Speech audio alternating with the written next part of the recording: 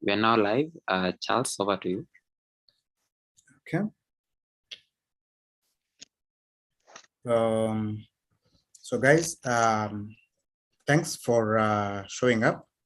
And yeah, it's going to be an interesting conversation that we want to have between Joseph Molosoni from Malawi and Fadhili Deche from Kenya. And we are discussing, I think something that's very important in society.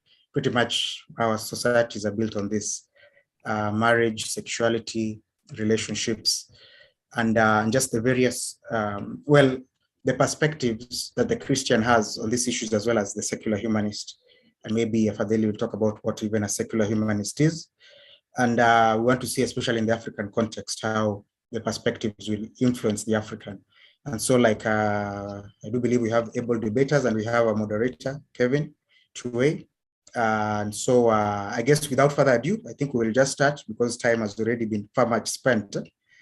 And so I believe we were starting with, I think I leave Kevin to do the moderation, but I think we were starting with Fadhili's presentation for 5 minutes, I believe. Wasn't that right? Yes. Yes.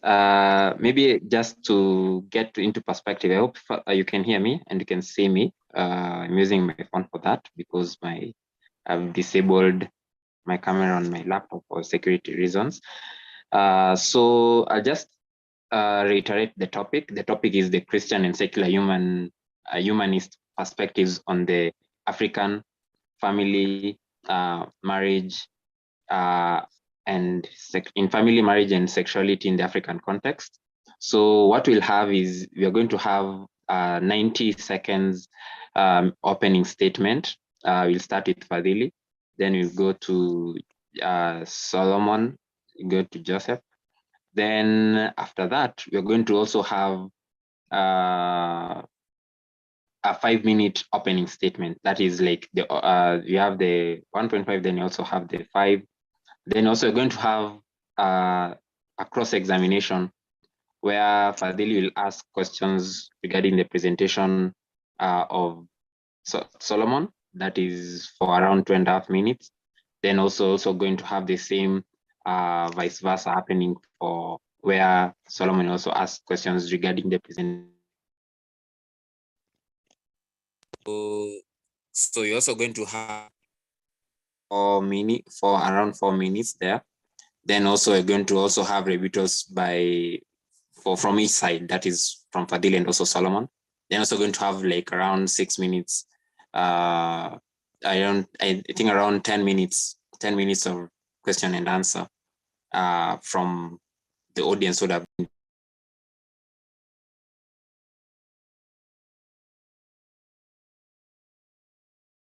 I think with that, now take it over without further ado, without wasting any more time, to Fadhili. Fadhili, over to you. You can maybe share your presentation and start it off for the first 5 minutes. Wait, question. Okay, so you want me to make just like a 90-second opening statement first before my before the 5-minute presentation, because the PowerPoint that I prepared is for the 5-minute presentation. So should I I'm wondering, should I just do I I can just put the PowerPoint presentation once the 5-minute part starts, right? Or yeah, yes, Fadhili. No, I was wondering, you want me to start off with a 90-second opening statement first, and then afterwards we move. Yeah, then you start your presentation. Yes, you can do your presentation now for 5 minutes after you've done your opening statement for 90 seconds. Okay, so it's I do my 90-second opening statement and then go straight into my presentation, or is it exactly? Oh, okay. You just think continuously. Don't wait for another cue. Okay, so let me just share my screen then.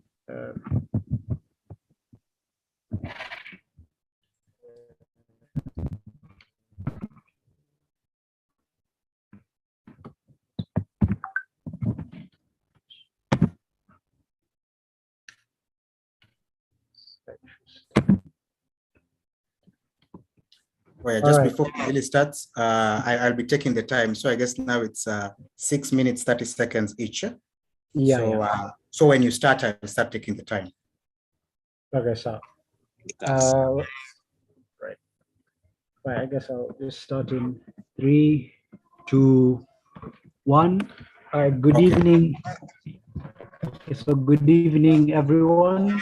As I'm sure all of you know, my name is Fadhili Deche, and in this debate slash discussion, I'll be presenting forth the secular what I would take to be the secular humanist approach to family, marriage, and relationships, in particular within the African context, but more specifically even in the Kenyan context. So, starting off, I'll just give some definitions that I'll be using in this discussion. So when I be referring to secular humanism here, I'm talking about a non-theistic ethical framework which advocates for the promotion of human well-being and human values. So this obviously is in contrast with any other sort of theistic ethical frameworks which Pania will be advocating for here. But like the basic assumption behind secular humanism is that there is no necessary foundation for right and wrong, for good and bad, that goes beyond or under that which is conducive to human well-being and that which is conducive to human values. Like the idea is that the foundation for all our ethical principles is based on those basic assumptions, and that there is no need to go beyond those things. And so with that in mind, secular humanism can be defined in contrast, in contrast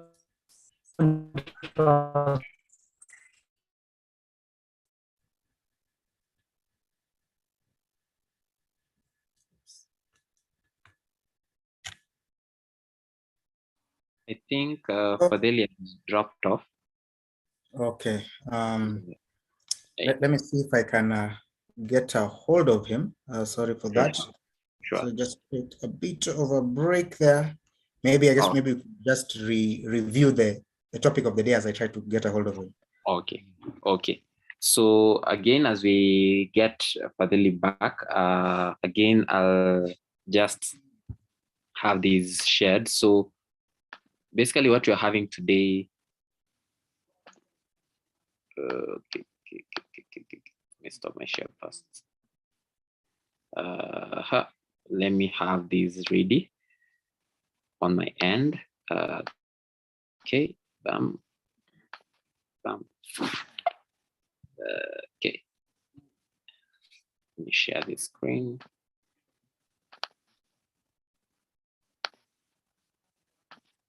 So what we're having today, and those who have just joined us, and if you're watching this from YouTube, we'd like to have you starting off on a brand new channel called African Debates Channel. And this is our first debate, which you're casting over YouTube. We've had a number before. So on today's debate, we are talking about the secular humanist as in comparison with the Christian approaches to family, marriage, and relationships with regards to the African context. And this is something that is really taking a toll on a number of families and a number. We already look at these things as events in the news. We hear about gender-based violence, where if it is happening on one gender, it is seen as more catastrophic or more detrimental to the society than on another gender. Or it seems that a certain gender is weak, yet just because they are unable to, or maybe they have given out, or maybe they have shared their story with regards to such.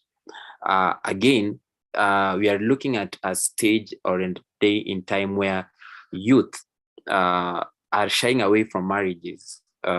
Most of the time, they wouldn't want to commit. They wouldn't want to take part in these till death do us part kind of settlement.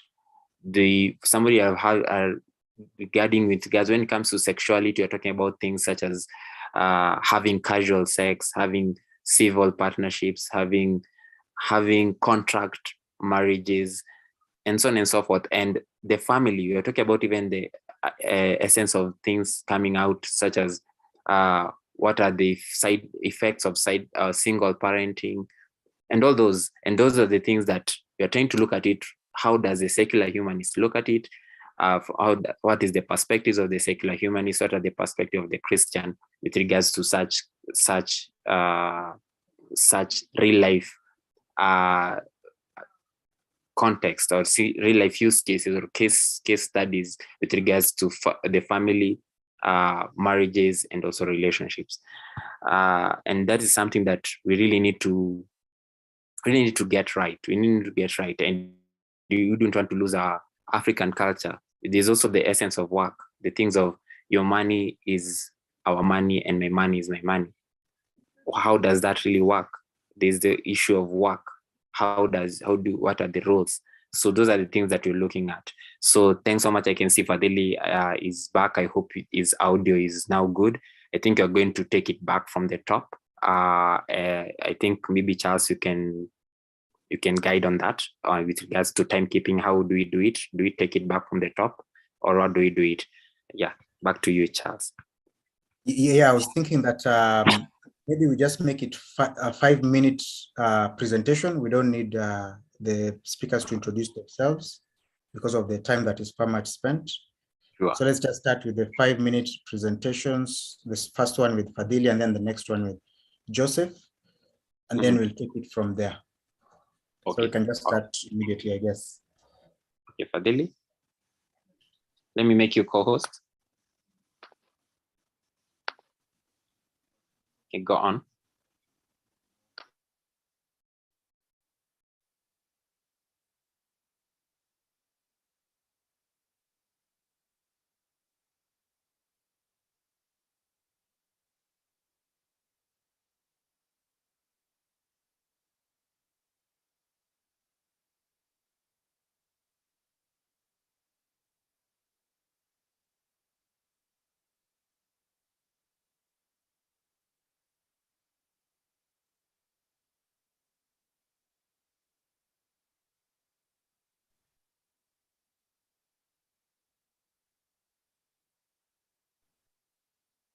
Oh, Fadhili, have you started?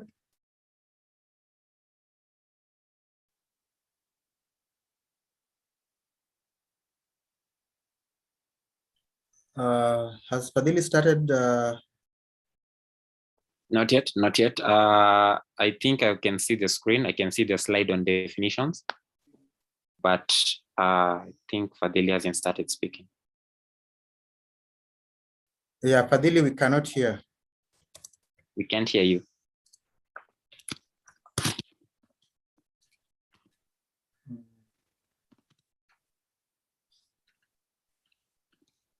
Just try to say something now and let's see.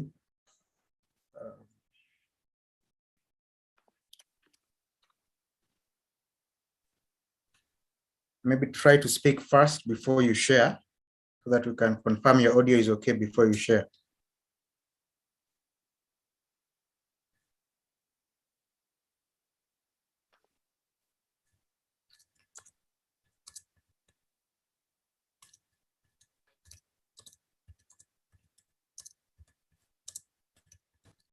Hello. Oh yeah, You can hear now. Yes, we can now hear you. Okay, sir. Thank goodness. Wow. Okay. Yeah. So sorry, guys, for the inconvenience, but I think we can now start. So, Fadil, you can just go ahead for the 5 minutes. Right.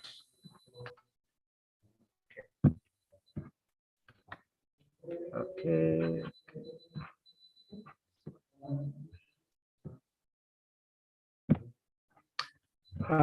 Okay, so just to check again, I hope everyone can hear me.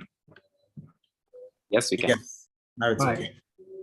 So, secular humanism, as I will be defining it here, is a non-theistic ethical framework which advocates for the promotion of human well-being and human values. The basic idea that's important to keep in mind here is that the secular humanist does not believe that any further appeal beyond what is good for human beings and for human beings is necessary for us to ground what is good and bad and why we should pursue those things. So the idea is that the promotion of human welfare and human flourishing gives us a solid grounding upon which to ground our ethical framework in that regard. So with that in mind, there are probably two general disagreements that the secular humanist has with any theistic ethical frameworks that will be of key importance here. This isn't an exhaustive list, but it is one that will be of importance in this particular debate, I believe. The first is a rejection of any sort of divine command theory. So a divine command theory is something that is an ethical framework that says that what is right and wrong is determined by God's command/will. So having rejected any sort of theistic grounding, the secular humanist believes that there's nothing that is good or bad for you to do purely on the basis that God says so. And secondly, there's a rejection of supernaturalism. The secular humanist believes that human nature doesn't consist of any sort of supernatural soul that underlies it, and therefore, in that regard, that will sort of frame the sort of idea we have in mind regarding the sort of being that the human person is. So those are the key things we have in mind. And so with that in mind, what exactly is a sexual ethics that is grounded in secular humanism? So having taken you through the general disagreements that the secular humanist has with the theist, these are the more specific disagreements pertaining to sexuality that a secular humanist has against the theist. So with regards to rejecting the divine command theory, the secular humanist would argue that most sexual taboos, such as, for example, homophobia and a dislike of promiscuity, that are religiously grounded, are justified purely on the basis that God commands against it. And so having rejected that, we do not believe that any sort of theistic justification that says that these sorts of practices are wrong because God says they are wrong is not something that the secular humanists will regard as being persuasive. Then secondly, a rejection of supernaturalism would make it so that the secular humanist does not believe that sexual encounters are spiritual in any sort of real sense. There is, and therefore, an idea that whenever you engage in a sort of romantic relationship in that regard, there is nothing that their sort of significance in that respect tends to be overstated by the religious person, at least from the secular humanist perspective. So with all of that regard, a very brief, a one sentence summary of what the secular humanist believes is that consent is both necessary and sufficient to make sexual activity and sexual relations morally permissible. And more importantly, while utilitarianism or consequentialism would appear to be the framework of choice for most secular humanists, it is important to note that this isn't the only option available to the secular humanist. So as I said, while I've painted you a broad framework of approach to these sorts of ethical questions that a humanist could go for, there is sort of a variety of options that's available. So while secular humanists could take on a utilitarianist approach, saying that whatever promotes pleasure and decreases pain is good, what I will specifically be trying to do here is advocate for a more virtue ethics account of sexual ethics. So what I mean here, virtue ethics is an approach to ethics that regards the cultivation of good character through the virtues as more primary to ethics than effecting good consequences. And this isn't something that makes it necessarily at odds with consequentialism. but it's just that like consequentialism under the virtue ethics emphasizes good characters over over good consequences, and so like they're not necessarily at odds, just that emphasize different things. And so in fact, a crucial strong point for virtue ethics is that by having this emphasis on human flourishing, there's an argument to be made that virtue ethics is necessarily humanist in that respect. And so, with all that in mind, a virtue ethics that is grounded in secular humanism would say that the relevant virtues to be promoted in terms of like sexual ethics is one that de-emphasizes the virtue of chastity and things like the ideas of preserving yourself as a special person, given the fact that, as I've said before, these are sorts of things that are regarded as holdovers from a religious worldview, and will emphasize instead virtues such as playfulness and care, given the fact that having acknowledged that having basically the idea that sex can be sexual relations and things like that, in order for them to be permissible, all that needs to happen is that every party consents to it. What is important then is the promotion of virtues that make people perceptive and receptive to the desires of the other person, and not necessarily looking for one's fulfillment purely and simply in that respect. So Fadhili, you can wind up as the time has been spent for your presentation, but you can just wind up. Yeah, okay. So like this is my final slide. The general application of all of this Kenyan context is that right now we see that there have been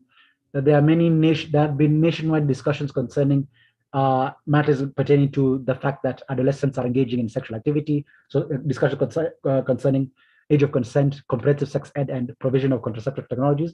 The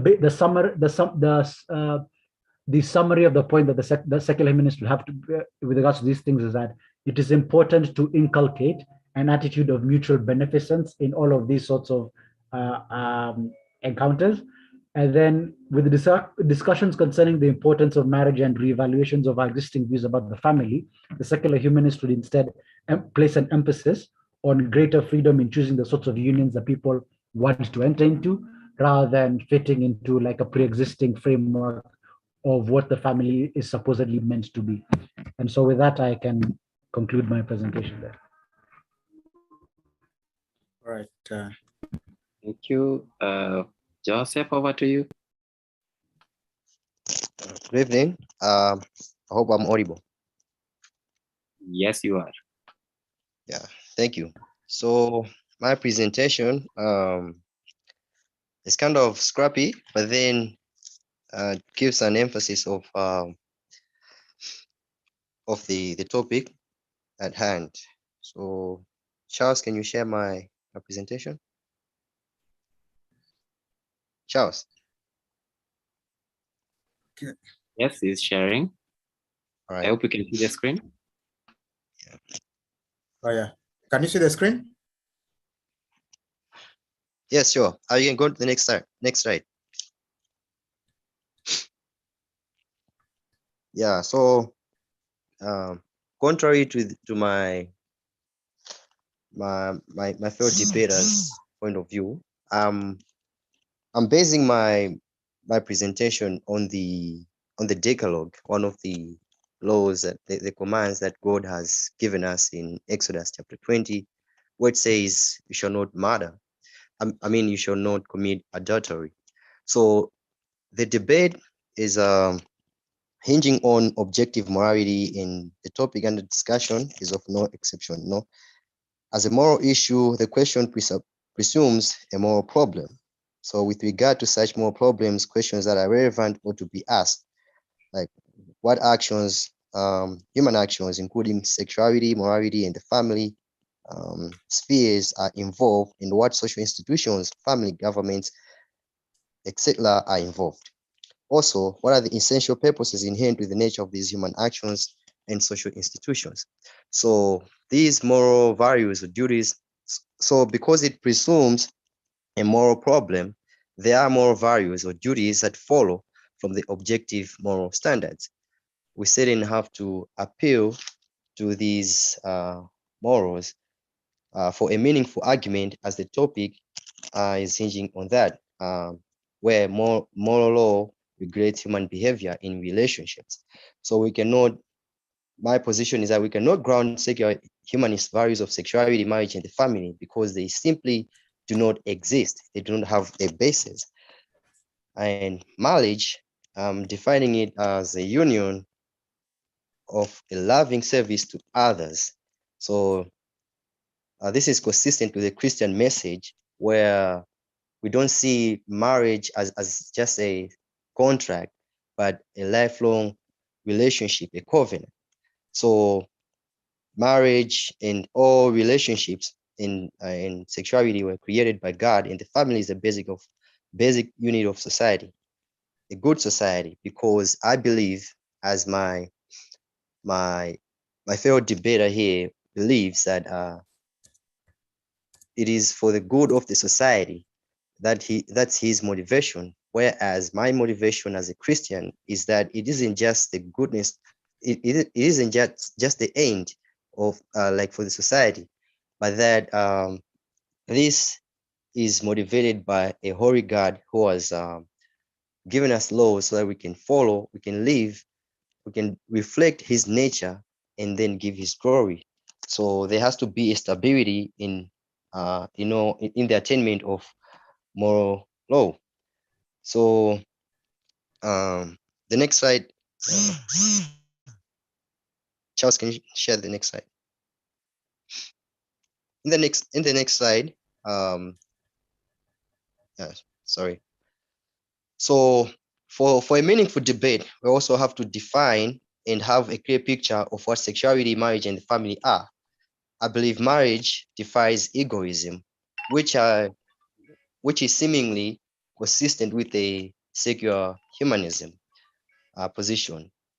So in the this is consistent with to the fact that there is a unitive potential of sex, which helps both parties, the husband and the wife, to willingly serve one another unselfishly, because sexual activity as a gift, like sex as a good gift from God, is one way of how a couple is supposed to worship God, because sexuality is sacred.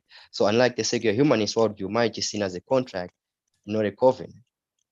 Therefore, since we don't have like some sort of unitive potential of sex in reflection to God's gift, we have autonomy, which is the main drive in sexuality.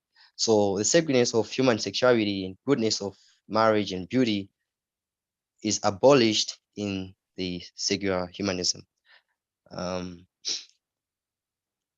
also given an emphatic approach to how both worldviews, like a critique, I can say a critique of which worldview has elevated human sexuality, marriage, and family over the last, not just the last decades, but then throughout history. Has the secular humanism or Christian worldview elevated human sexuality in marriage and family? In the Bible, we find the words that Apostle Paul is admonishing to the church in Thessalonians, that it is God's will that we should be sanctified and that we should avoid sexual immorality. And elsewhere, he's also admonishing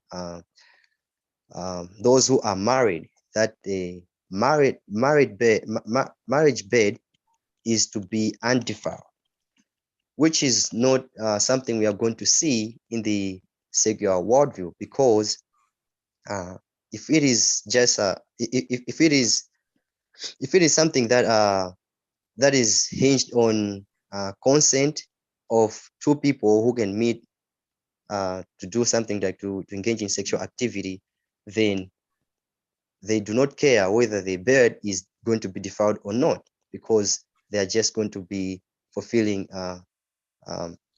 because they're just going to be trying to find pleasure to fulfill pleasures. So there's been like or Joseph, sorry? you can also wind up as your time is up. You can just try to summarize. Yeah, so all right. So there are actually four major impacts that the Christian worldview that I'm advocating. One, it has rejected promiscuous heterosexual sex or homosexual sex. It has rejected pedophilia, child molestation, the rejection of bestiality, and disapproval of fornication or adultery. These, in the secular humanism point of view, are not actually something that are ideal because they don't care about these things, whether they've been consent on. I mean, because their point is that they should be consent. So whether it's pedophilia or or like a man having sex with a woman, I mean a man, that is not something they care about, but they care about consent and human flourishing, which I think is problematic. Thank you. Thank you so much, Joseph, for that. And Fadili for the so we're now heading on to cross-examinations, which is going to be for 5 minutes each. So let me just have that here.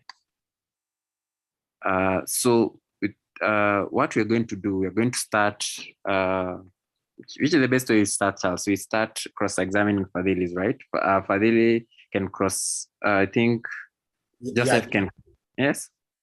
Yeah, I think Fadili could start cross-examining Joseph.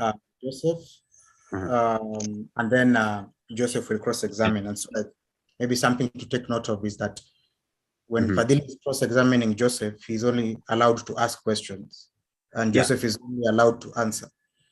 And then when Joseph starts cross-examining, he's only allowed to ask questions, and Fadili is only allowed to answer, so that we don't have someone asking a question and then the response is another question. Yeah, so that's anything to take note of. And then also the time limit should also be taken into consideration so that we don't take too long. So it's 5 minutes each. Yeah. So right now it's going to be 5 minutes of Fadili asking questions to Joseph and Joseph answering. Then later on, we're going to have 5 minutes of Joseph asking questions and Fadili only answering. So over to you, Fadili. Okay, thank you. So Joseph, my first question to you would be, do you think your moral system is conducive to a pluralist or multicultural society? Come again? Do you think that the position you're arguing for, do you think it's a system that is conducive to a pluralist or multicultural society? No, I think the position that I'm arguing for is is conducive for all cultures, because it transcends a particular culture, and it has to be embraced by everyone else because there is a moral basis, because there is a base for it. It's not something that is coming out of subjectivity or someone else's train of thought, just like intuition or what they hold as an opinion. I don't know if I've answered that well, or you can rephrase the question. No, it's fair enough. Okay, so my second question would be, do you believe that it is impossible from the secular humanist perspective for someone to argue for why pedophilia or bestiality is immoral? Do I think it is impossible for someone to argue why pedophilia is immoral? Yeah, as in from the secular humanist perspective. I think secular humanism doesn't have a position to argue against pedophilia, because we ought to have because we are presuming, by doing that we are presuming some moral obligations, and by doing that we are appealing to God's standard of of morals, like an absolute standard, where in secular humanism you don't have an absolute standard because it's always changing. So one can engage in pedophilia because they certainly have a good feeling about it, and one can detest it because they don't have a feeling about it. So they are two contradictory positions. So I don't think it is consistent, and they don't know, it's impossible, unlike in Christianity. Okay. Yeah. Then I just have one more question. Uh, to what extent do you believe that human beings are free to decide the sorts of relationships they want to enter into? Well, it depends on how we define freedom, because our freedom, we as human beings are free, but then we are free within confines. We're not free as in appealing to autonomy, but we are free within confines. That means we are limited in some way or another. Our cultures, our ideologies, and our, like the way we understand the world also limits ourselves. So in this case, there are certain things, like let's say our worldview. Our worldview also constrains us to do something. How we live only reflects what we believe. So I don't think we can. Sorry, yeah, I was saying. Sorry, I'm lost. Can you just get back to the question again? No, I think you're answering it well enough. I was just asking, like, to what extent do you believe that human beings are free to choose the sorts Okay, of yeah. So thank you. So I was saying, we are not really free because we are free within confines. So there's always something that is motivating you to act in a certain way, like whether you're choosing a particular relationships or to engage in sexual activity. All these things are just a reflection of how you view the world. So to someone like who is a Christian, understands that our freedom is in bondage, as Martin Luther uh, framed it, is in bondage. So you cannot choose absolutely. You cannot be free in absolutely. Okay, sir. Thank you. That is all. Those are all my questions. Yeah, I think now we can move to Joseph asking questions. Over to you, Joseph. All right, thank you.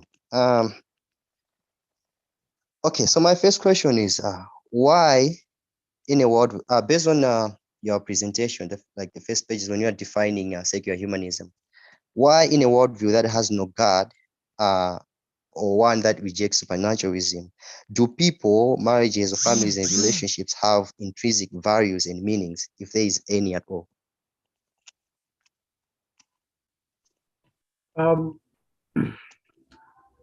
Well, like the main answer to that would be, given the fact that, as Aristotle would put it, human beings are social animals. We regard engaging with and entering into relationships with human beings as an important aspect of what makes our lives meaningful. And as a secular humanist, like, I would say that is reason enough to regard those relationships as important.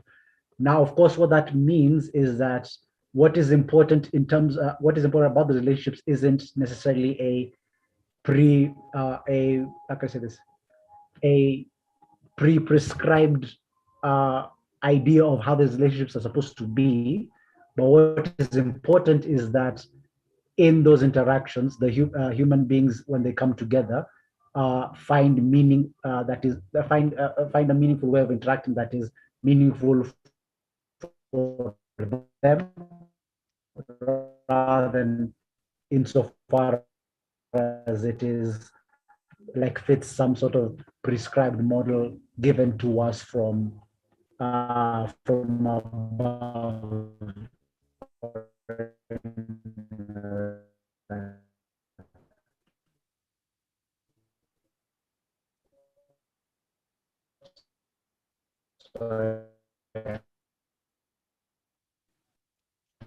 I think Fadhili, you can move to a place where you were before, where your audio was good. But I think if I'm not wrong, you had finished answering. So Maybe I think since my you can go on, Joseph. so since my time will be running out.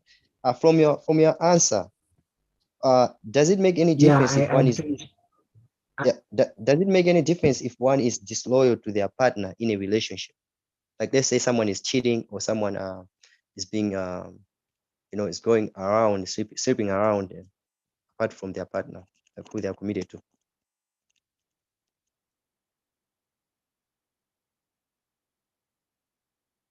Okay, Did you hear me? so I will take it that like the basic question is, can the secular humanist answer why can the secular humanist agree with the commandment thou shalt not commit adultery? Yeah, I can hear you. I can hear you. So what I was saying is like basically, can the secular humanist, what the secular humanist would say is that broken a promise to that particular partner, reject God, the idea that your word is your bond. It doesn't. The secular humanist can agree that polyamorous relationships is the fact that people, and what is wrong about cheating is deliberately going against your pre-agreed the pre-agreed standards of relationship. And so on that basis, the secular humanist would say that's why cheating or adultery would be wrong. Yeah. So you'd be approving promiscuous relationships? In principle, yes. In practice as well, because a principle only gives us a detail of how someone is going to live their life. Okay. Yeah. Like as in like what I mean in that sense is like, yes, like in practice, the secular humanist would not look down on like people having multiple sexual partners. It's just that like what the secular humanist would look down upon is someone having multiple sexual partners behind someone's back once you've already agreed that you will be loyal to one person. But why is that wrong? Why is that wrong? Well, because I mean, as I said, the secular humanist, like the secular humanism isn't to be confused with nihilism. The secular humanist believes that like it is like what is important is like is being in accordance with whatever is conducive to human flourishing, and quite Whatever is clearly good. breaking up from. Sorry. Like whatever is good.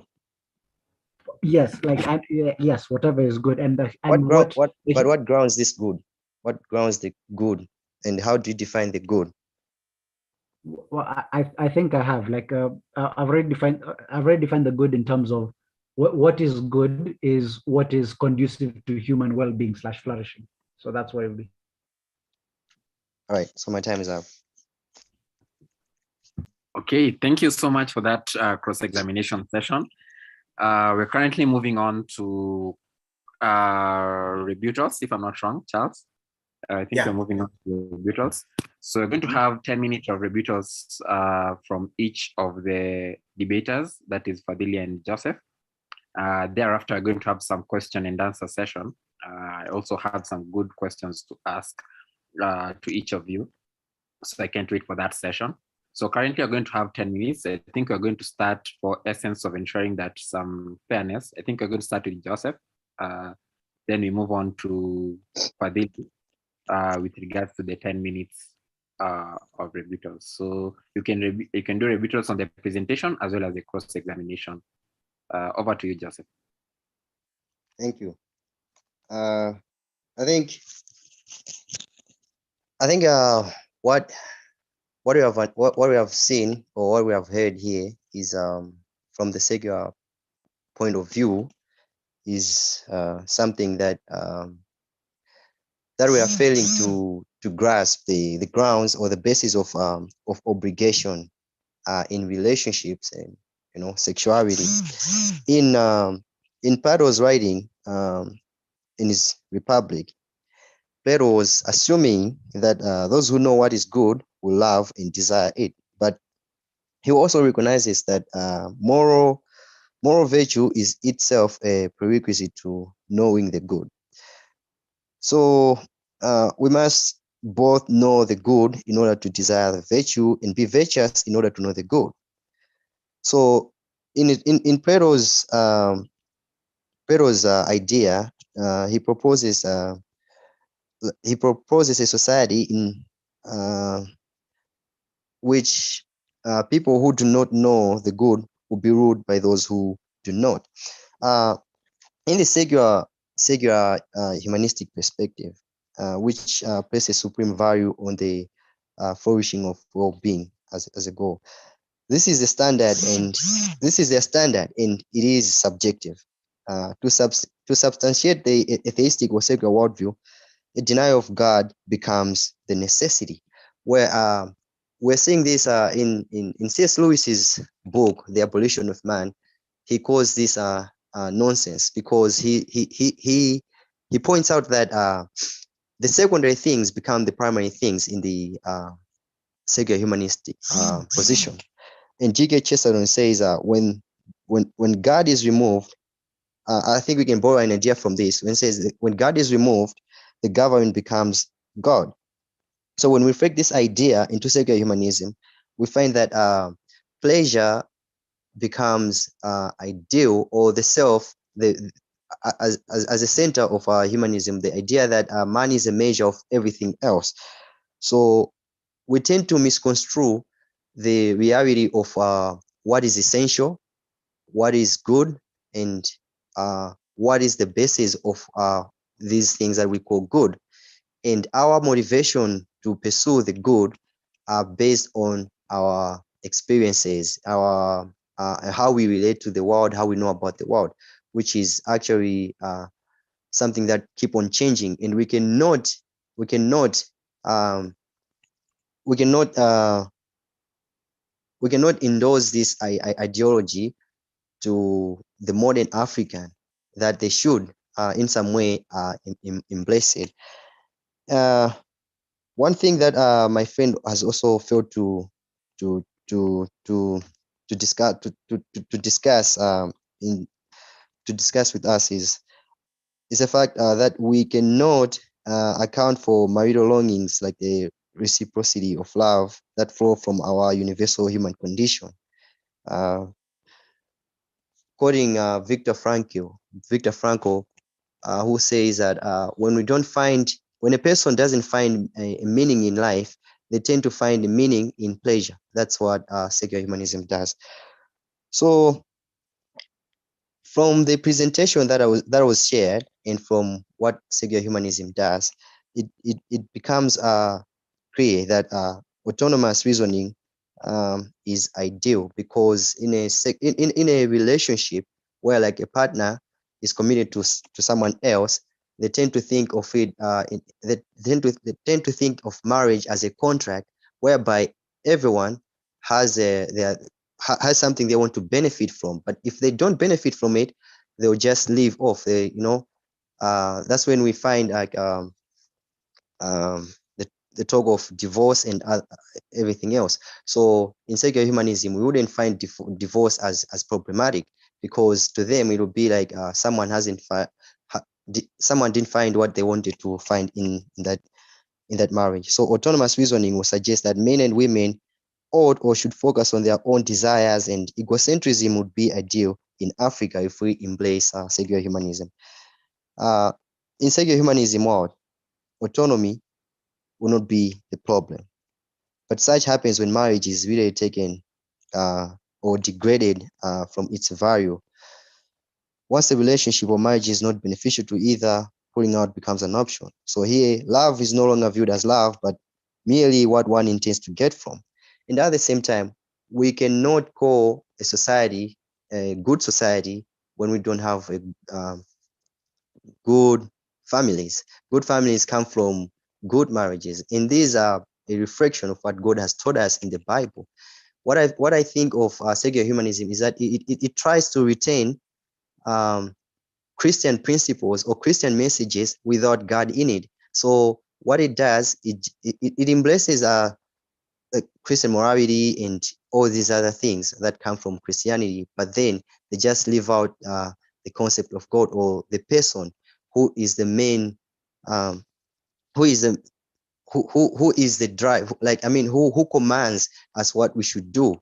So even in relationships, to be sane, or the sanctity of marriage, the sanctity of sexuality are all demoralized, or the I can say demeaned by the secular humanist, because to them it's based on their self.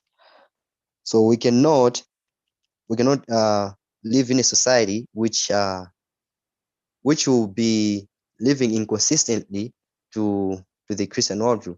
I believe it is a Christian message that has given the world the best definition of what marriage, family is, or sexuality. We can see it in the records of the ancients, like in terms of pedophilia or homosexuality. We have seen, like, from the ancient Egyptians here in Africa, who forbade uh, homosexuality and all these vices that we consider vices, but then they're being reflected now. They're being taken to be good, like in the West, which is influencing Africa right now. And I believe this moral crisis in Africa pertaining to sexuality, because I think we are so enmeshed with sexual identity now. So looking at the past, Christianity has done much and has tried to eradicate all these. It has rejected the promiscuous relationships because Christianity believes and has emphasized that sexuality is a gift from God, but it's also reserved for married people. It is not to be practiced with people who are not married, people with animals, people who prefer erotic experiences with those who are of similar sex. So looking at these records, secular humanism hasn't given us like enough evidence or enough proof that Africa can, if Africa embraces its position, can flourish, or can be in a good position where we can say this is now it has been advanced, because throughout centuries, advancement or nations flourishing came under the influence of Christianity, which emphasized that people are not just people are not objects, but they are souls. But the secular world denies that people are souls, but they are rather objects. So this kind of conundrum is just trying to give us a picture of how nations, when they're forgetting God, also comes into more crisis. And then looking at the past, we have never seen a nation we have never seen a nation or a culture growing while it has tolerated the institutionalization of sexual vices like homosexuality. And I think that's what Dr. Aman Nikolai from Harvard also says, that by doing that, by promoting or by tolerating these institutionalized vices, we are sowing seeds for our own extinction, because there's not going to be a basis of why marriage is good, sexuality is beautiful, and it is a gift, and we are not going to have meaningful families, because a family is a basic unit of a society, and that precludes procreation, which means there's going to be an extinction of our human race when we embrace the secular worldview. So what my friend has failed to answer is this: But time is up, you can wind up. Okay. What my friend has failed to answer or to give an emphasis on is the possibility of knowledge concerning sexuality, marriage, and family in its sacredness. And at the same time, why husbands and wives have to commit to one another and be loyal. If they can be loyal, why? Because that entails a moral obligation, but that cannot be based on humans, but someone of higher authority. Thank you.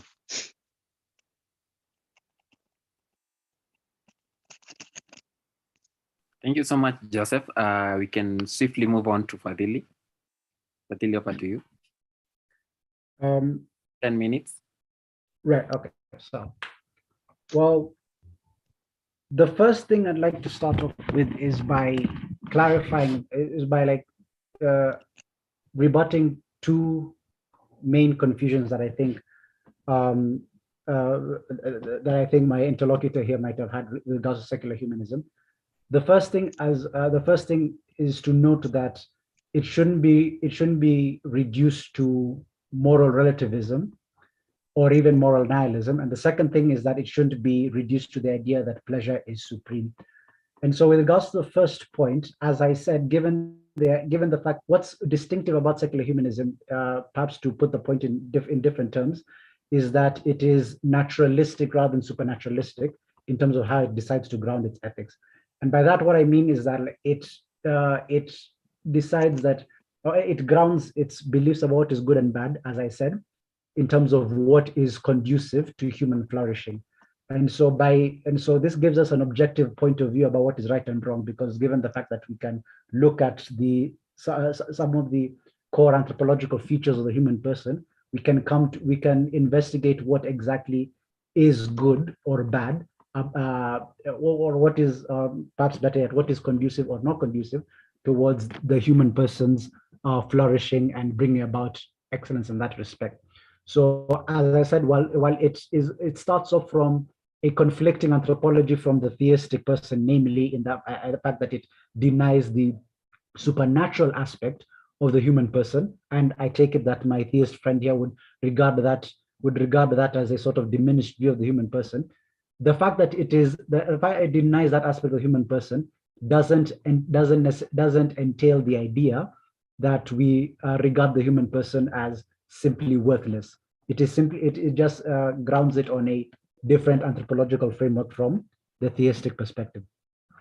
Then with regards to, okay, so that is like the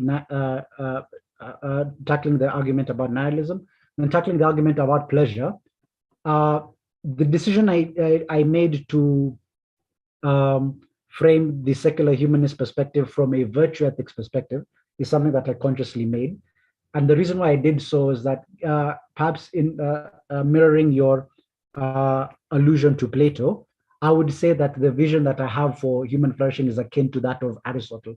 Because because another interesting teaching that Aristotle gave us is that there are perhaps three types of friendships that human beings can come across, and all those three types of friendships are valuable, but some of them are more valuable than others. And of course, the three types of friendships he identified are the useful ones, the pleasurable ones, and the quote unquote true friendships. And while it is something that he acknowledged, and while he acknowledged that they go on a sliding scale of importance, that the pleasurable friendship is better than the merely useful friendship, and that the true friendship, the one that is the one that like really does emphasize mutual subjectivity and mutual self-giving, is the one that is best of all. He nevertheless regards each one of them as useful, as worthwhile in each of their ways. And so that's a key thing that I think the secular humanist wants to emphasize. The secular humanist doesn't want to reject the idea that a lifelong relationship of mutual self-giving that isn't merely like a contractual basis that is ego-centered. But the secular humanist doesn't want to deny the importance of that. What the secular humanist wants to suggest is that other relationships that are pursued for perhaps for their utility, or even for the pleasure that they bring, are not how can I say this? immoral. You could argue that they are of a diminished quality, perhaps, but it is just part of the many ways in which we can come to interact with one another, and that they needn't be immoral for that sake. And then another important thing that I'd like to talk about is that while it seems as though like you have equivocated on a supposed problem that the secular humanist has, because on the one hand you suggest that the secular humanist merely tries to take what is good about Christianity without committing to the idea that they are grounded in a higher authority. But then on the other hand, you do make the idea that you do sort of accuse the secular humanist of having either a nihilistic framework or a framework that is pleasure-centered. So it doesn't seem clear to me that you can accuse us of like trying to steal what's valuable from Christianity, while also suggesting that the framework is antithetical in many ways to Christianity as well.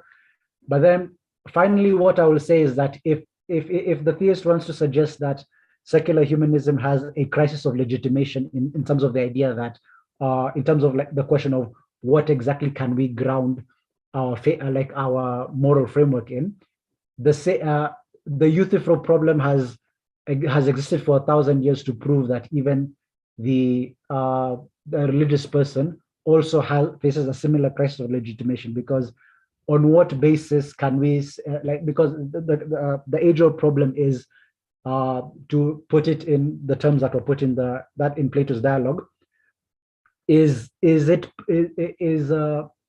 are certain actions pious because God loves them, or does God love them because they are pious? And so the idea then becomes, as I said regarding my rejection of the divine command theory, suggesting that the rejection of homosexuality or the sanctity of marriage are things that are legitimated because God says so, is something that is arbitrary and at its worst falls into a vortex of secular reasoning. But then if you agree that that these things are, that God loves them because that they are independently valuable, then the secular humanist would say, well, these things are independently valuable precisely because, at least from an Aristotelian perspective, they promote human flourishing in a way that everyone regards as quite important. So in that respect, what I would generally say is that regarding questions concerning, if we are to engage in a debate concerning whether or not marriage is, whether or not and to what extent and in what manner marriage is important, in what sorts of family structures are important, and whether or not homosexuality is useful, the way in which we are to approach these questions is not from the perspective of what some sort of divine creator commands us to follow, but from the perspective of what contributes to human flourishing. And with regards to all of these questions, these can end up becoming empirical questions to an extent. But with regards to all of these questions, what seems to be important, or what many human beings regard as being important for these purposes, is that these relationships have to be freely chosen, and that they speak towards what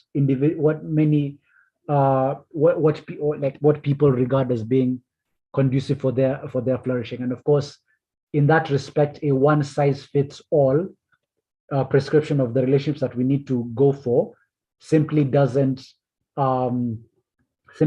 speak to rather the multiplicity of the human experience. And it is one of the reasons why I questioned whether or not a theistic framework is conducive to a multicultural or pluralistic society in that respect. So to conclude all of this, I just want to suggest that the secular humanist perspective isn't something that leads us towards the destruction of society, and I don't believe that favoring homosexuality leads to the destruction of any society any more than celibacy would lead to the destruction of the society. There will be people who regard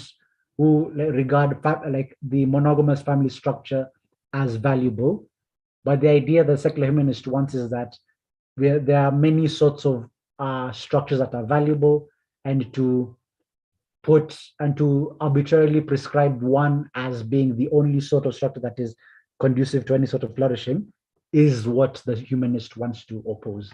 And it's not, and to do so doesn't bring about a nihilistic hellscape in that respect. So with that, I'll conclude my rebuttal. Oh, thank you so much. Thank you so much, Fadhili and Joseph, for the rebuttals. I think for this Q&A session, I'm going to give it over to Charles to take us through the Q&A session. Karibu sana, Charles. Thanks a lot, guys, Joseph and Fadhili, for the presentations, the cross-examination, and the rebuttals. I think they were quite concise, and it's just good to see the continent coming together to discuss these issues, because I think they are very important. And now let's get into the Q&A session. And so we also have a YouTube link streaming, so we will get to those later. But there was a participant here in the Zoom called Hope, who wanted to verbally ask a question. So just wanted to give Hope the opportunity to ask a question before we get into some of the questions that have come in through the chat. So Hope, I will unmute you. And so the thing is, let your question be less than 1 minute. And then so that it's not too long, and then the person responding. So let's say if Joseph is the one who is being asked the question, he responds also for just 1 minute, so that to save on time. And then Fadhili can comment on the response of Joseph for 30 seconds, just so that we don't take too much time. And then if it's Fadhili who's being asked, he responds in 1 minute. And then Joseph comments on the response of Fadhili for 30 seconds. So that, and then we'll just go like that for, I guess, because a lot of time has been spent, let's just say 10 minutes. And then we will get into the final statements. So Hope, you can ask your question. Okay. First of all, can you hear me? Hello? Yes, I can. Okay. Will I have time for questions and comments? Or do I have to squeeze it all into the single minute? Or just all of it in a single minute, yeah. Okay, let me do my best. Okay, so I had a lot to comment, but I've tried to summarize it as much as possible. Okay, first of all, my questions and comments are, okay, I don't say goes to Joseph because I don't want it to seem like some kind of attack, but yeah, my first thing is, you say that humans cannot be moral without a God, and I disagree with that. I think humans can be moral without a God, because there are so many different interpretations of the same word that is supposedly from this God.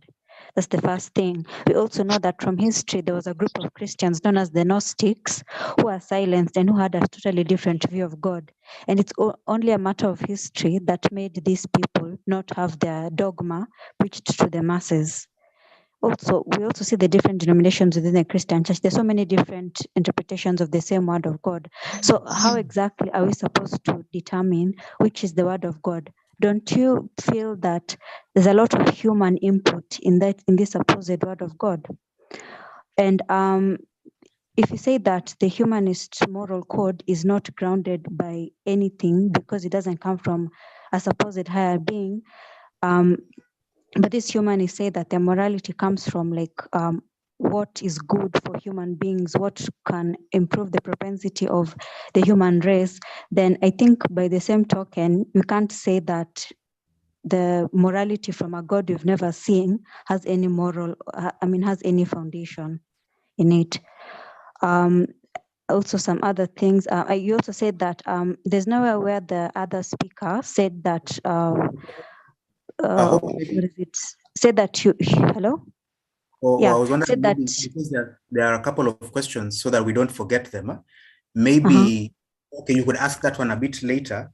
Maybe let Joseph respond now, and then you can ask the other question a bit later after he has responded. So otherwise we will forget all that you've asked. So Okay, no problem. Then let me give my comments then, which are not questions, for like 10 seconds. Just a comment. Okay. Okay. There's some people who have talked about like homosexuality not existing in our African cultures, and I think that's not entirely true.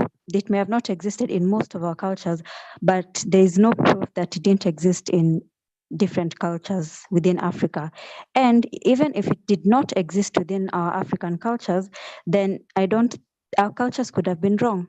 I think as Africans, we need to understand that culture is also dynamic. It doesn't have to be infallible and perfect.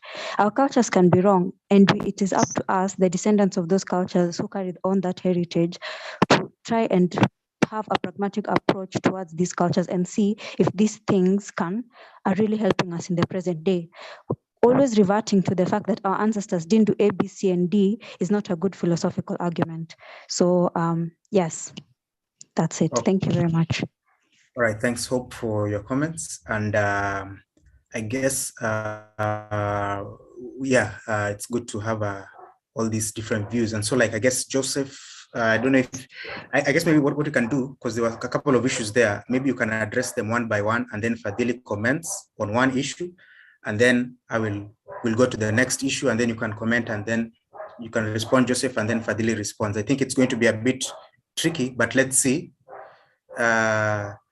Let's see how we'll go. I think maybe if there will be no other, because there are also other questions on the YouTube chat and then also on the Zoom chat. So hope we will come to your questions eventually so that we can give everyone a chance. But I think maybe the most important one, and maybe I'm a bit biased, but maybe let's start with the whole comment on the one on homosexuality and I guess our ancient cultures not being maybe being quite homophobic. I don't know if you can comment on that, and also Fadhili will comment also. I guess maybe just if you can start with that particular issue, and also I guess you can throw in the grounding of morality on God, like what exactly you mean by that, because I think there are people who don't understand, like, you can be an atheist and be moral. So like, I think maybe you can talk about the grounding of morality on God, and then the issue of homosexuality being a taboo, and maybe we are wrong. Yeah, if you can just comment on that for 1 minute, and then Fadhili 30 seconds. And I will be a bit strict on the time so that we don't take too much time. All right, so let me just make it clear. I think I did not say that an atheist or a secular humanist cannot be moral. I did not do that. I believe a secular humanist or an atheist can be moral. And sometimes it can, not that it does. I haven't seen someone like that, but it can happen that a secular humanist is more moral than someone who adheres to the Christian principles. So yeah, that should be clear. And also on the silence of homosexuality in the African cultures, I don't think, yes, I agree with you. We may not have enough evidence on that, but I don't think there was no homosexuality in Africa. I think there was, but we just don't have like enough literature to clarify on that issue, because we can see like in the ancient cultures, like ancient Egypt, there was a law forbidding homosexuality, and they wouldn't forbid homosexuality if Africa, or if the Egyptians didn't have people who were practicing such kind of sexual perversity. Right, Joseph. This can also be. Or maybe I could just thanks for the comment there. Sorry, I'm cutting you short, but maybe you can just summarize in like 15 seconds, and then Fadhili comments in 30 seconds. Right. So I'll just so I'm saying one, everyone can be moral even when someone doesn't believe in God, and two, yes, homosexuality possibly was in Africa, and also the basis of morality is in God, because he wills, because these reflect on they reflect on his nature, not something that we humans can just say this is good or bad. So yeah, I think I'm done. Okay, Fadhili, thanks. Fadhili, you can just comment a few seconds. Yes. So with regards to the homosexuality question, I don't really have much to say about, because like as has been said, there is evidence that it might have existed, but whether or not it existed is irrelevant to the question of whether or not it's moral. But again, with regards to the difficulty about how can I say this, grounding secular humanism, at least against with regards against theism, the best possible argument I guess I can make is the Euthyphro problem itself, because if the secular humanist faces the problem of legitimation, the theist faces a similar problem, at least insofar as they believe that morality is grounded in God's command / God's will, because like it basically brings up the paradox of authority and leads us to question, well, then why is God's authority legitimate? And the idea is that does the fact that we have to justify God's authority presuppose an idea that there is God isn't God doesn't actually ground morality in that respect. So the point I would want to make there, very like basically in short, is that secular humanism doesn't face like whatever purported problem of justification that secular humanism faces is something that theistic justification for morality face just as much. And then of course there is the worry that on that basis theistic moral views become arbitrary, because then the idea is that like, well, which specific religious worldview do you choose, and which idea of God do you choose, when on the other hand secular humanism does have a rock solid objective quote unquote foundation, you would say, insofar as we just advocate looking at what is conducive to human flourishing, and then say, well, yes, that is good, that is what should be pursued in that respect. Yeah. Okay, thanks for the response. I see we will have to be so quick because we have 6 minutes for Q&A. Oh man, I think we could have to. Okay, we'll see how we can do it, because the questions are streaming in. I guess we'll have to increase the amount of time for Q&A. Let me see what we can do. So there's this question to Fadhili. I think maybe you'll have to do 15-minute responses. If we are to deal with all the questions, maybe we'll have to, 15-second responses, so that we can be able to actually respond to as many as possible. Otherwise, we might only deal with one question. But anyway, let's, Fadhili, just try a 15-second response if possible. Why is human flourishing and not mosquitoes flourishing? In other words, are you stealing the standard God has of putting value on humans as opposed to other creatures? And then, Joseph, you can respond. Well, in response to that, I would ask why exactly you believe that centering humans as humans as being the value, being what is of value, is somehow stealing from God's standard. Because again, like if the idea here is that the secular humanist like cannot justify why we stop at humans and not other creatures, then again, like as I said, the secular humanist can throw that question back at the theist and suggest then, well, is God? How do we justify God? On what basis do you say that God's authority is justified in also suggesting that humans should be put at the center there? Because then the idea is that like, well, we come to the question of like, well, on what basis do you justify God's authority in that respect? So my point here is that there is a place upon which we need to ground our framework for morality, and what the secular humanist advocates for is simply that that which is conducive to human flourishing, because that is what is. Well, okay, like I'm seeing here that Mwangi regards that as a diversion, but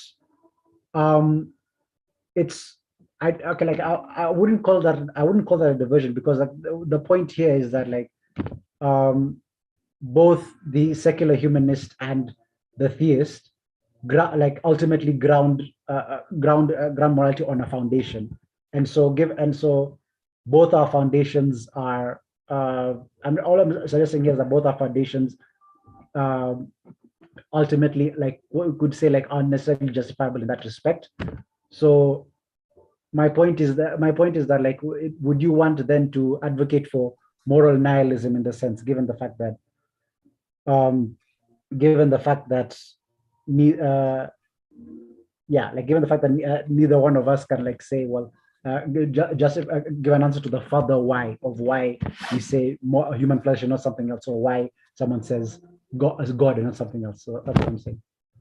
Okay, we'll have to try to make shorter responses, but Joseph, just a very short response. I know it's almost difficult to make a short response, but 15 seconds if possible.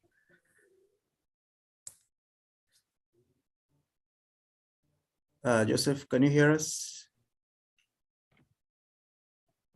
Sorry, my mic was on mute. Oh, okay. So yeah, I think the idea that he steals from God is true, because the argument suggests that intrinsic value is assigned to persons, right, from the beginning of creation, and by doing that, by claiming that, we are simply acknowledging a certain value, and that an obligation that exists there is independent of whether an atheist or a theist recognizes it or not. Then the basis of obligation is ultimately the creator's will, not our own. So that's the whole reason why it is grounded in God. Because when we say human flourishing, God's laws, more especially in sexual fidelity as well, demonstrates the purpose of the law. Man's welfare, man should flourish, But as I said already, that secular humanism, what it does is to lead to rule out God in it. All right, thanks for that response. And I've seen some questions on homosexuality. In fact, I'm wondering whether we just have to have a debate on homosexuality, because I think if we start answering these questions, we might have an hour of Q&A. So I guess maybe we've already touched on homosexuality. So let's now not touch a lot on it. Maybe in the final statements, maybe Fadhili and Joseph, as you're doing your final statements, you can comment on those. But there's this issue of human flourishing, and I guess maybe it's being asked quite a bit. And I guess now the question is, like, why is human flourishing, I guess, more important than the mosquito flourishing? Like, what made the difference in our history, I guess, from the secular humanist and Christian standpoint, that made the humans flourishing more important, such that nobody has a problem with killing a mosquito, but people have a problem with just killing any human in any way. So like, I guess maybe this is addressed to Fadhili, and if you can be able to respond in 30 seconds max, in fact, now we'll limit it, and then Joseph respond in 15 seconds, so that, because we've already gone way beyond time. So Fadhili, if you can just respond to that. Yeah, I'll respond to that. But okay, before getting my response, like one question that, if it will be possible for you to answer, Joseph, like in your rebuttal as well, one question I would like you to answer is why obey God? Like that's a question that I would like you to answer once you get your chance to speak. But again, while I acknowledge that my answer to my attempted answer as to like why human flourishing is important, not the flourishing of other species is important, all I think can be said is that okay, what can I say this? Like human beings are regarded as intrinsically valuable for reasons, I guess, pertaining to the fact that we are in many ways like an intelligent species. The fact that we possess characteristics that set us apart in many unique and interesting ways from others is one of the reasons why like we are valuable in that sense. Now, this criticism, this idea does lend itself to a criticism of humanism, which is that it devolves towards speciesism, which is the idea that humanists favor humans simply because we are our own species. And I would probably agree to that and suggest that, well, yes, that is like a morality that isn't conducive towards the species it favors, wouldn't be a morality worth following in that sense. And so like I would just say, like, it is in the nature of morality to be like conducive towards human flourishing. and that there is perhaps nothing else to it, and to take a skeptical stance towards that position doesn't lead you towards favoring a religiously grounded morality. What it does, it leads you directly towards nihilism. So ultimately, if my answer is unsatisfactory, it is because morality needs to be grounded on some sort of stop to the questioning, if I can say so. All right, Well, thanks. Well, yeah, Joseph, just a short response. And I think after Joseph responds, we'll have to get into the final statements, because I see there are probably too many questions, and we'll see what we can do as a follow-up. But yeah, Joseph, after you respond, we will get into the final statements. Yeah, I think Fadil is being dishonest here, because it isn't just that humans are not favoring humans for the sake of that, but I believe it is because the reason why we place so much value in humans is because we are humans who are made in the image of God. We are image bearers. So all those aspects that he talked about, like being intelligent, being rational, and all these aspects that we're able to be creative in something like that, is because we are image bearers. So that's the reason why we place much emphasis on humans and not like ants or some sort of other creatures like trees and something else. Of course, I have a friend of mine like who's an atheist who also thinks ants and other animals are with. But then we as humans are created in the image of God, and that's why we place so much emphasis on it. So that's why we talk much about humans flourishing. But then that's also that also goes back to the beginning when God created us. He had a goal. Like our goal here is just to give him praise. And he also asked me a question: why should we obey God? I think it's because he made us, he created us, and he made us in his image. And then we are supposed to show our respect to him by making us, because we are not self-made.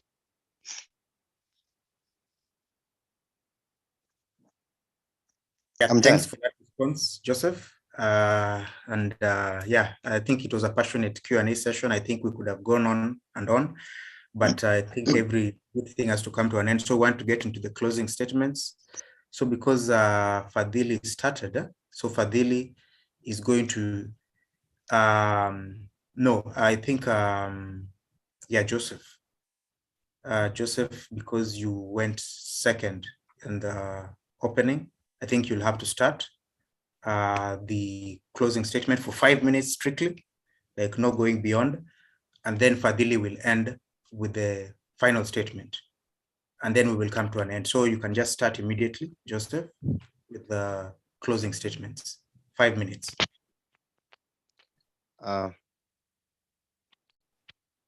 So, okay, there's a question here as well. I'll just answer it. It says, Joseph, I really wonder what makes you assert that we are made in image. We're made in God's image. Well, I think it's because our existence is our existence begs the question. We are not people who are just here by some accident. One way of putting it is that we are contingent beings. We are contingent beings, and therefore our personality has an explanation. Our everything else that is associated with humanity has an explanation, and the explanation is not in ourselves, because that will persuade a regression, a fallacy of regress, like my parents and their parents and their parents. So at the start of it, at the start of the chain is someone, a God, but then this God is a person, not just some entity. But then he is creative, he is intelligent, he is moral, he's beautiful, he's good, and all those things has also imbued in us. And I think that's one of the things that is found in I think when I think in America, what they say that everyone was endowed by their creator with certain unalienable rights and the like. So it's all because of that. Yeah. So I think our attitude towards the topic reflects our worldview, secular or Christian. But what I can say to what I can say is that we are seeing how inconsistent secular humanism is uh, in this age or the past ages, because what we are failing to do is to provide a basis of how we can define something that is good, how we can define uh, and justify the goodness of marriage, sexuality, and family. Christianity, the Christian worldview, um, emphasizes that um, chief the chief end of man is to glorify God. So this is the God who has given man some gifts, including sexuality, including the ability to live with others as a social beings. So when we're looking at the world, there is a God at the back of it, like who is defining things which are good. Like how do we define how do we define a just society? How do we define a good society? It is because a good society exists because of good families, and good families are made of um, good marriages, and there is a goal why marriages exist. I believe there's procreation. There's procreation at the end of it. There's unity, like fellowship. There's also completion. Like the Christian message is that when man was created, and there was also a woman who was created for him to be completed. And this completion is not to be regarded as an unfinished work that is supposed to be finished in some parts, but that it was psychological. This has to do with um, him doing some, like this has to do with some distinctive roles and psychological aspect. So when we come to procreation, these are goals of marriage. So there's procreation as well. And procreation, we can talk about how we as people are supposed to live as families, and then in marriages you are supposed to have children, and children are supposed to be taught to be good, pursue the good, and this is in reflection to what God has done and who He is. In marriages, good marriages are a reflection of the relationship that God or Christ has with the church. So that's the basis. And also for companionship, uh, companionship, where we find that the husband and the wife are supposed to live together as one. The Bible tells us that the husband is going to leave his parents' house and going to move on and live with his wife. And this departing of their this departing of his parents' wife is not to be regarded as not just be regarded as something physical, but readiness. Readiness, like he is ready to live with someone else and become one fresh. And this fresh one, when they're uniting, they are in some way, like implicitly, fulfilling the purpose of marriage and unity that exists there. So this is not something that we can find in secular humanism. So I think So Joseph, you can wind up as time is up for the final statement. All right, so this whole debate also is also, as we also see, we also saw, is hinged on ethical issues. But then we also have to address the absolute morality, which is being denied by the secular perspective. But is there any progress for mankind as things that matter most will be explained away by the secular humanists? And of what use are moral obligations that are pursued within the confines of marriage and family? If good and godly marriages constitute to good societies and defeat godliness, why should we as Africans embrace the secular worldview, which has no better explanation for all these things?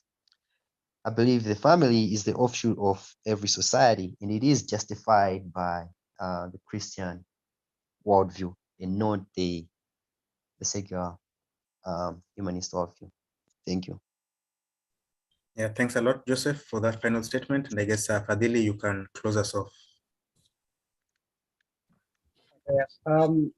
So how I'll start this by saying that I think questions concerning how the secular humanist can justify his morality, or how can he ground his morality, sidetracked us from the debate here and discussion. Because if really the question of how to justify our moral view was at stake here, then what we would have seen here is that both myself and my theist interlocutor would have been in agreement about what is ethical for us to follow, and then simply be disagreeing about how to justify it. But clearly, it's not a matter here about us agreeing about what is moral and then disagreeing about how to justify it, or even me arguing for moral nihilism and the other one arguing against moral nihilism. But the idea here is that there are very clear moral positions that differ once you take a naturalist position vis-a-vis a supernaturalist position. And simply put, what I think is the real difference here between the two of us isn't that one of us has a more solid grounding about what is moral or not. What I think is the real difference is that I, as a secular humanist, believe that whatever is good for humans' moral flourishing suffices for us, while you, on the other hand, believe that human flourishing simply isn't enough. And so that really is the real question here, because otherwise the secular humanist can very easily agree that the idea of maintaining marriage as it is right now isn't something that's necessarily important if it doesn't promote human flourishing, while you, on the other hand, would present a quite distinct substantive thesis by saying that whether or not it is conducive to human flourishing isn't something that is important, but rather that it is in accordance with God's will in that respect. And so we can get into a discussion about whether or not about how we can justify about how can I say this, about the basis upon which we can justify morality. But what is important, I think, for this discussion is the fact that we do disagree on that. And so all I will say with that respect is that human flourishing is something that I do think both of us already agree is important.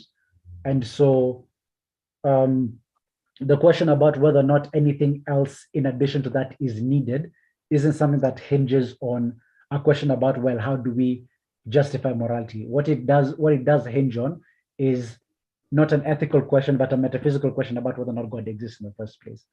And so with that respect, I do think that is the basis upon which we should agree, we should be engaging in this debate. And so it leads then to the question of, like, well, is which one is better between the secular humanist position and theistic position? That will hinge on whether or not God exists, and that will hinge on whether or not human beings have some sort of spiritual nature that survives after we die, And of course, as a secular humanist, those are two statements that I will regard as incorrect and suggest that, given the fact that it is not in line with a human anthropology properly so called, a sexual ethics would be best served by being in line with whatever the human person actually is. And so with that, I guess I'll end my final statement. All right, thanks a lot. I think it's been an interesting debate. And just before I bring in Kevin to close us off completely, I just wanted to, I think this is a great thing that we as Africans can come together and talk about difficult stuff, which is important for us. And like as much as it's mostly a Kenyan endeavor, but we also have our Malawi brother Joseph, who's helped us out here and to represent the Christian position. And we have other Kenyan brother Fadhili coming to represent the secular position. So I think this is great that we can, instead of people wanting to kill one another or diss one another on Twitter, I think, or even, be all harsh towards one another on WhatsApp, I think this is a better forum for us to be able to deal with very difficult issues. And as much as it looks like just an intellectual argument, like our perspective on marriage, family, and relationships really does affect the continent, like on a serious basis, because we haven't even discussed other issues like child marriages, like polygamy, and so many other things that maybe are for another debate. And the issue of homosexuality has also come up quite a bit. Sorry, that was the timer. But yeah, the issue of homosexuality has come up quite a bit. So maybe we might need a further debate in the future. I don't know, we'll see. But yeah, thanks all for showing up. And we actually also are live streaming this on YouTube. The page is African Debates, so you can also subscribe. And so this is just a continuation of future debates that are coming up. So just we look forward to more discussions on that. So I think I've said all that I need to say so that we can close. I'll bring in Kevin to just close us off. And then, but thanks for joining us. Thank you so much, Charles. Thank you so much, debaters of the day. That is Fadhili, Deche, and Joseph Soni. It was an awesome debate. I can't forget to thank all the participants. You've made the Q&A session quite lively and hot. I was just navigating through the channel as well as the Zoom chat, trying to ensure that everyone is on the loop on what is being discussed. And again, we can't wait to do this more and more. This is the start of many. They decided to also be having it on the channel so that you can also refer your friends, and also for those who might not be able to make it due to time constraints or time zones or whatever it is, you can still find it on our channel, and also you can subscribe so that you can be updated on future debates that are coming up. Again, as you're finishing it up, if you're also having any topic you'd like us to debate on, you can still reach us on the email africandebates@gmail.com. And we can also if you would like to participate as a debater, or even as a moderator, or even as a timekeeper, whichever thing you'd like to do with regards to African debates, we would always welcome you to come in and volunteer in what you're good at. I had a very good presentation by Hope. Please reach out to us, and also going to also to have you maybe taking part in some of the debates that we're going to be having in the future. I also have Dan, I also have Mwangi, we had Jackton from YouTube, we have Kumbo Kondoe, and also the rest of the team, that is Charles and myself. So I can't wait to have you next time. And I think if there's nothing else, maybe you can all unmute and say lovely week or something of that sort. I don't know what the secular humanist would say, but I know the Christian would say blessed week ahead. Yeah, back to you, Charles. Oh yeah, yes, I guess we can just live at our own leisure. But I'm assuming they might say, may the 4th be with you. or may the how about that? Yeah, you're all welcome to unmute as you leave, or you can leave at your own pleasure. Thank you so much. Thank you so much. Yeah, thanks for the kind comments on Zoom also. Okay, thank you so much. Yeah, thank you. I hope next time will be ideal. Thanks for showing up. And the Lord be with you. Thanks. Yeah, thanks, Padili, for sharing. Okay, I guess we can end the stream, and I guess the recording will be on YouTube immediately after the stream has been ended.